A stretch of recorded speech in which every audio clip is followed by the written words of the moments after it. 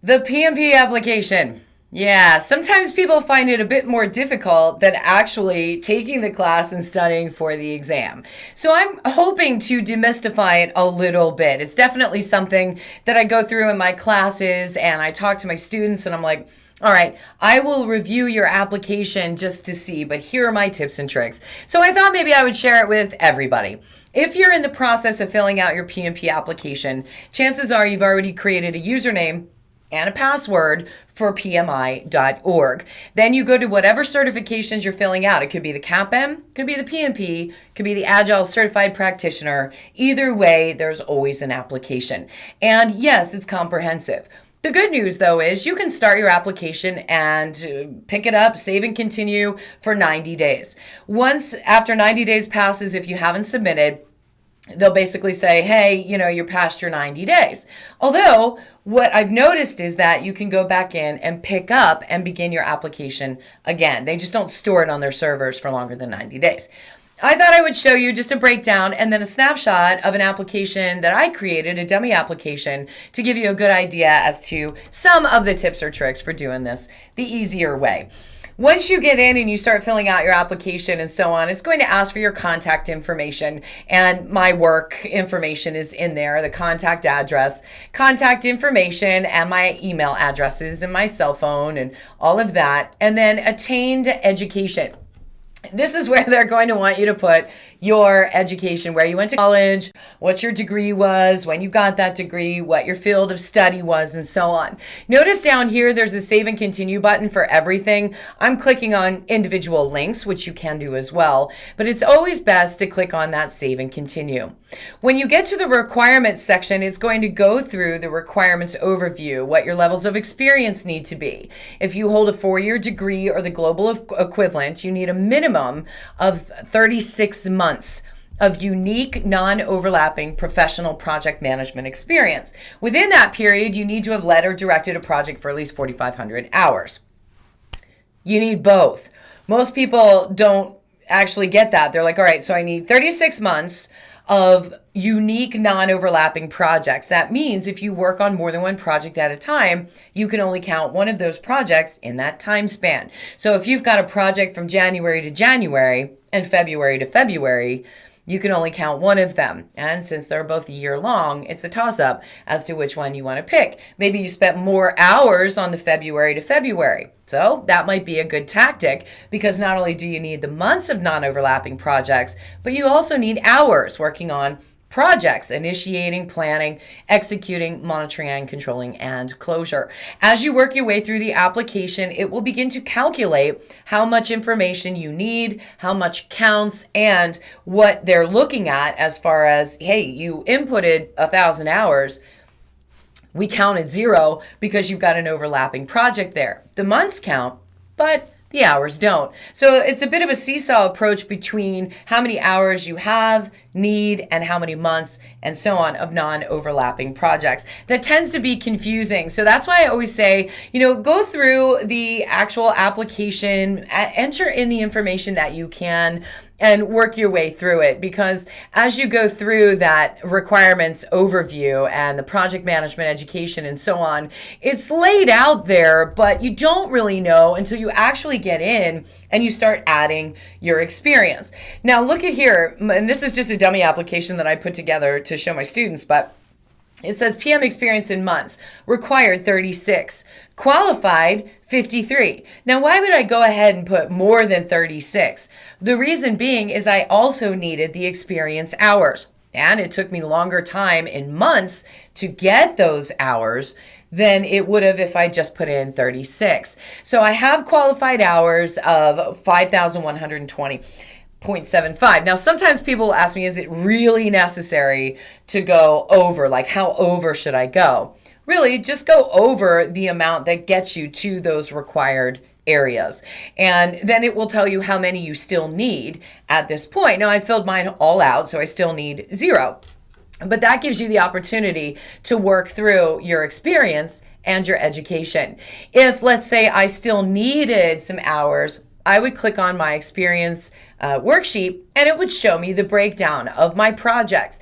Now, what you can see here is that I've got a 10, 2010, through 3/20/2012. But I also have other projects that happen after that I had to go through and sort of work with. Now notice this one, 10/2014, 10/2014. And 10/2016 to 10/2016. I have overlapping projects there. And so when I look at the hours, PMI is like, okay, well, yeah, maybe you worked these hours through that time frame because you were working on more than one project. However, the months don't count. So that you only get to count the months once. There's only 12 months in a year, and a month is a month is a month. So they would count it for the first one and then not for the second one. But I did get the hours for both. That's why sometimes you're going to have a discrepancy between how many hours and how many months you need to add in there to get to that point where you've met all of the requirements. Now, as you go through your application, you can click on each one of these and go through. It's going to ask you what the title was and what your primary role was and your primary industry. It's always a good idea to, especially if you are, to put project manager. That's what they're looking for. The PMP is a project management certification.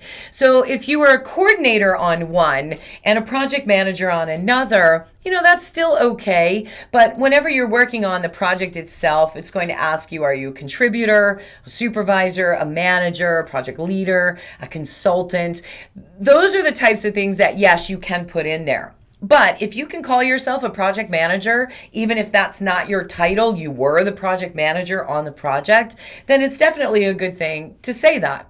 It's project management certification. I project managed this project. That was my role on the project. It may not necessarily be your title at your job. But obviously, anytime you go through this, you want to be as honest as humanly possible and document your experience as needed. Now, notice it says select a saved organization. This is great when you enter it in once. Then you can have it auto-fill as you go forward on your application. But not every single one of us have worked for the same exact company all through our career. So in that case, you would have to document it accordingly. You're going to want to have the job title, the organization name, the address, the city, and some kind of phone number where somebody can be reached in that organization. Now, a lot of times people will ask me, well, listen, I worked on projects, but that organization is completely defunct. It's out of business, or it was acquired by another business. Can I still count that experience? Absolutely. That experience can go back 8 years in order to get the months and the hours that you need.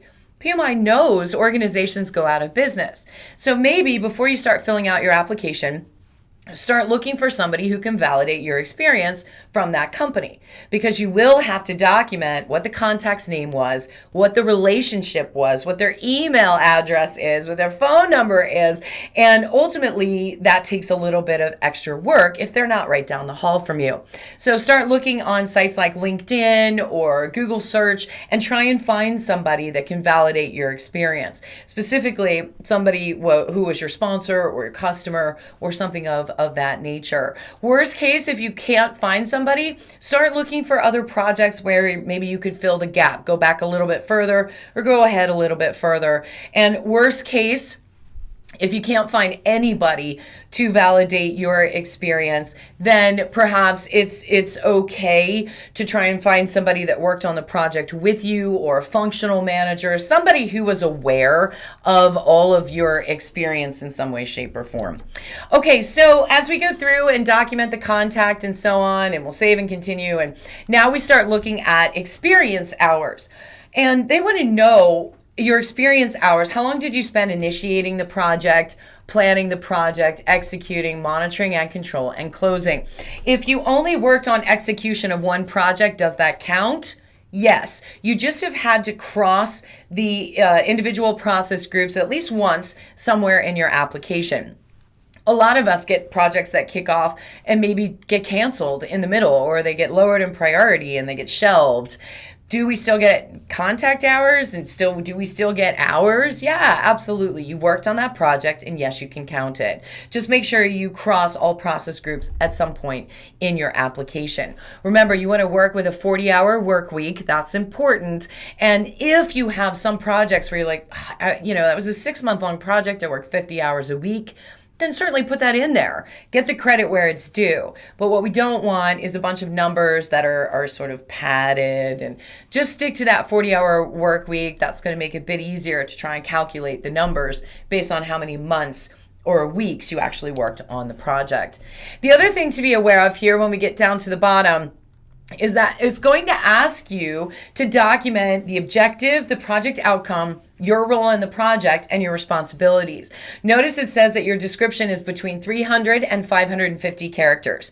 Basically what they're saying is it has to be more than 300 and it has to be fewer than 550. That's not a lot of space, right? And this right here that you're looking at is 548. So it's pretty darn close to the maximum. And notice I use the words I.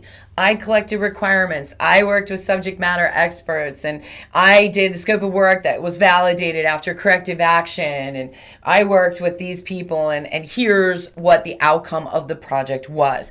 It's always a good idea to start almost in chronological order of the project.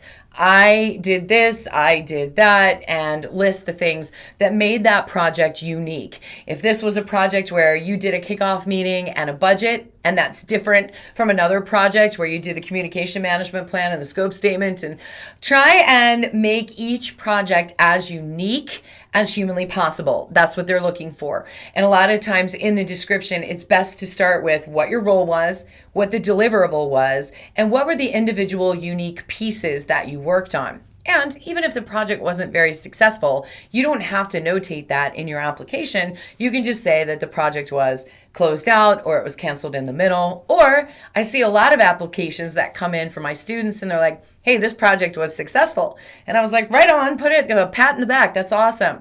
So as you work your way through the application, just be aware that it is in depth. It's definitely a lot of information. You have to itemize each individual project until you get to that point where you reach all of the information that is necessary to submit. Once you submit your application, it will take the Project Management Institute approximately 5 business days to go through your application and approve it. Once they approve it, they'll let you know how to go forth with the next steps to schedule and pay for your exam. Upon occasion, usually 1 out of 4 people are randomly selected for an audit. This is PMI's way of making sure that we're being honest on our applications.